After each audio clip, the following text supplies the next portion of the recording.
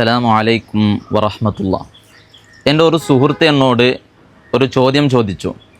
ഇൻഷാ അല്ലാഹ് ആദ്യം ഞാൻ ആ ചോദ്യം വായിക്കുന്നു, എന്നിട്ട് അതിൻ്റെ മറുപടി പറയാം. ദമ്പതികൾ രണ്ടുപേരും അവർക്ക് ഒരു കുട്ടിയെ ആവശ്യമാവുകയും സ്ത്രീയുടെ ഗർഭപാത്രത്തിൽ വല്ല പ്രയാസവുമുണ്ടായി, അല്ലെങ്കിൽ ഭർത്താവിൻ്റെ ശുക്ലത്തിന് എന്തോ ഒരു പ്രയാസമുണ്ട് എന്നിരിക്കുമ്പോൾ ആ ശുക്ലം പുറത്തെടുത്ത് ഭാര്യയുടെ ഗർഭപാത്രത്തിൽ നിക്ഷേപിക്കുക, ഇത് പറ്റുമോ എന്നാണ് ഈ സുഹൃത്ത് എന്നോട് ചോദിച്ചത്. ഷാഫി കർമ്മശാസ്ത്രത്തിൽ ഇത് പറ്റും, എങ്കിലും ഇസ്ലാമികമായിട്ടുള്ള ചില കാര്യങ്ങളെ ഇവിടെ ശ്രദ്ധിക്കേണ്ടതുണ്ട്.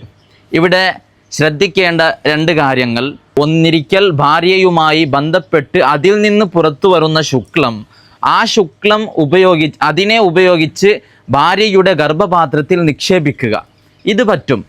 രണ്ടാമത്തേത് സ്വപ്നസ്ഖലനത്തിലൂടെ ഉണ്ടായ ശുക്ലം, അതും ഭാര്യയുടെ ഗർഭപാത്രത്തിൽ നിക്ഷേപിക്കാം. ഈ രണ്ട് രൂപമല്ലാതെ മറ്റൊരു വഴി നമുക്ക് സ്വീകരിക്കാൻ പറ്റില്ല. കാരണം ഷാഫിഈ മദ്ഹബിൽ ഹസ്തമൈഥുനം ഹറാമായതുകൊണ്ട് ഹസ്തമൈഥുനത്തിലൂടെ ഒരുത്തൻ ശുക്ലം പുറത്തെടുത്ത് അതിനെ ഭാര്യയുടെ ഗർഭപാത്രത്തിൽ നിക്ഷേപിച്ചാൽ ആ കുട്ടിക്ക് പിതൃത്വം നഷ്ടപ്പെടുമെന്നാണ് കർമ്മശാസ്ത്ര ഗ്രന്ഥങ്ങളിൽ പറയുന്നത്. ഷാഫി മദ്ഹബിലെ പ്രധാനപ്പെട്ട ഗ്രന്ഥം തുഹ്ഫയിൽ ഒരു ഇബാറത്തുണ്ട്: അന്നൽ ഇസ്തിദ്ഖാല കൽ വത്ഹി ബിശർത്തി ഇഹ്തിറാമിഹി ഹാലത്തൽ ഇൻസാലി സുമ്മ ഹാലത്തൽ ഇസ്തിദ്ഖാൽ.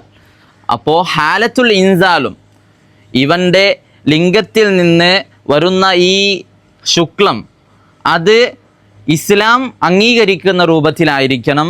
രണ്ടാമത്തേത് ആ സ്ത്രീയുടെ ഗർഭപാത്രത്തിലേക്ക് അണ്ഡവുമായി ചേർക്കുമ്പോൾ അപ്പോഴും ഇസ്ലാമികമായിട്ടുള്ള റൂട്ട് പ്രത്യേകമായി ശ്രദ്ധിക്കണം എന്ന് മാത്രം. അല്ലാഹു തആല നമുക്ക് യാതൊരു പ്രയാസവുമില്ലാതെ നല്ല സന്താനങ്ങൾ അല്ലാഹു സുബ്ഹാനഹു വ തആല നമുക്ക് കനിഞ്ഞേകട്ടെ.